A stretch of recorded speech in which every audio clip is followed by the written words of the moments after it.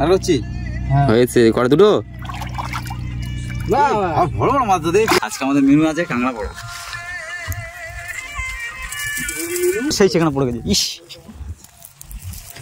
আগুনের পর্যন্ত তাপ। এ পড়ে না বেকার হচ্ছে ভাই, বেকার হচ্ছে ওটা। এই দেখো এই কাঁকড়া, প্রচন্ড ঘি আছে এতে। সেইগুলো ভাই সেই মজা, সেই টেস্ট। দেখি ঘি ঘর তালবের ঘি। ও ভাই সেই মজা, তাই না? মাশাআল্লাহ, এগুলো কেমন কাদা কাদা হয়ে গেছে। কারণটা কি? কারণটা জোয়ার এসেছিল তো। আচ্ছা, এই ঘাসের উপর দিয়ে জল চলে গেছে। এই বনে এক সময় বাঘ ছিল, এই আমরা হতেই তাড়িয়েছি। হ্যালো বন্ধুরা, কেমন আছো? আশা করি সবাই ভালো আছো। আর আমি রমেশ, আপনার সামনে নতুন একটি ভিডিও চলে এলাম।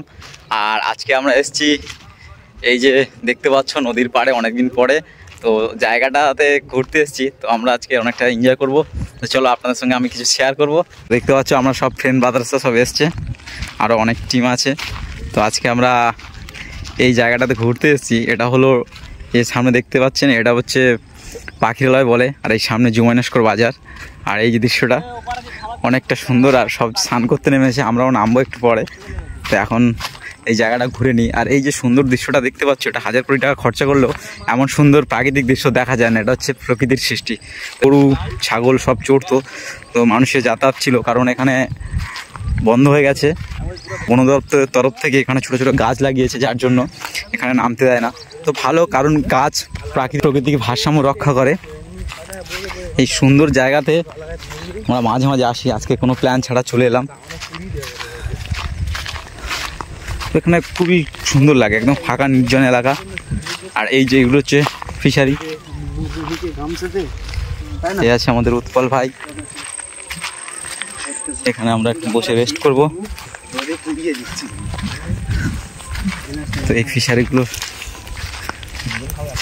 নদীটা কিন্তু খুবই ছোট। এখানে জোয়ারের জলে বেশি প্লাবিত হয়, হলে এই জলটা পুরো ভরে যায়। না হলে এর অরিজিনাল রূপটা কিন্তু অতটা বড় নয়। আর আগে এত জঙ্গল ছিল না যখন আমরা আসতাম, এখানে পুরো জঙ্গলে এখন ভরে গিয়েছে চারিদিকটা। 1 ঘন্টার ব্যবধানে এখানে যে জলটা জোয়ারের জলে ভরে গিয়েছিল। ঘাসগুলো কেমন কাদা কাদা হয়ে গেছে। কারণটা কি? কারণটা জোয়ার এসেছিল তো। আচ্ছা, এই ঘাসের উপর দিয়ে জল চলে গেছে। আচ্ছা, তো বনটা কত সুন্দর লাগছে, অসাধারণ লাগছে। অসাধারণ। মানে এই বনে এক সময় বাঘ ছিল, এই আমরা হতেই তাড়িয়েছি। আচ্ছা, আগে আমরা বাঘ তাড়াতাম, তাহলে আগে আমাদের কাজ ছিল বাঘ তাড়ানো। না না, এটা মজা করছিল, এখানে বাঘ পাক থাকতো না, এখানে শুধু গরু ছাগলই চড়তো। আমার কাম ঘি দিস যা,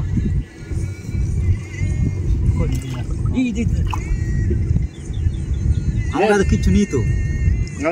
এই জিস দিবি তো, নিবি করতে নাকি তো যা, তাহলে ও ধরতে হয়। ও তার এখানে সবসময় থাকে। জল কোন দেখি মারা ধরে। আর বেরিয়েছে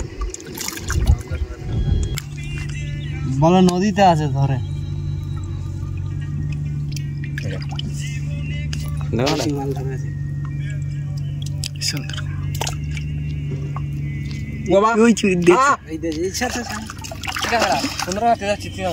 বাচ্চা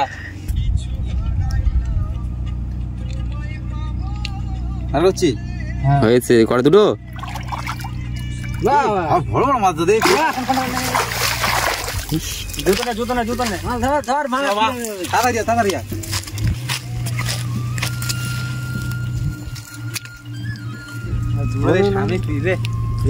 ছিল এর কত মেয়ে কাঁকড়া তো ছেলে দুটো মেয়ে না, ওরা এরা বললুম এই তাহলে স্বামী স্ত্রী একটা মালটা তুই বলছে তো মেয়ে কাঁকড়া। কোথায় ঢোকাবি, কোথায় কোনটা মেয়ে দেখি? এই তো এইটা সেদিনকার কার্তিক মনে আছে, ভাগিয়ে দিয়েছিলাম আমি কালকে। ছোটটা ছেড়ে দে, কেন এই বেকারে নষ্ট করে। তার একজন নিলে যার একজন বেকার দুঃখ বুঝবো না আমি বলছি ছোড়া ছেড়ে দে, বেকার নষ্ট করিস ঠিক আছে, দামও দেবে না। বিক্রি করবো। আমাদের মেনু আজকে শুরু হয়ে গেছে কাঁকড়া পোড়া। তো দেখতে পাচ্ছ কাঁকড়াগুলোকে দেওয়ার জন্য রেডি করে রয়েছে। আজকে আমাদের কি হবে কাঁকড়া পোড়া। বেলুনগুলো উঠতে দেয়।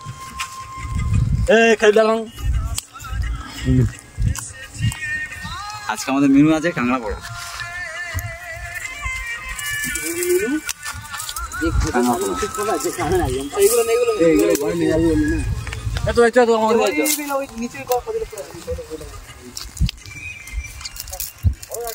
ভালো করে পোড়াতে হবে, টেস্ট হবে।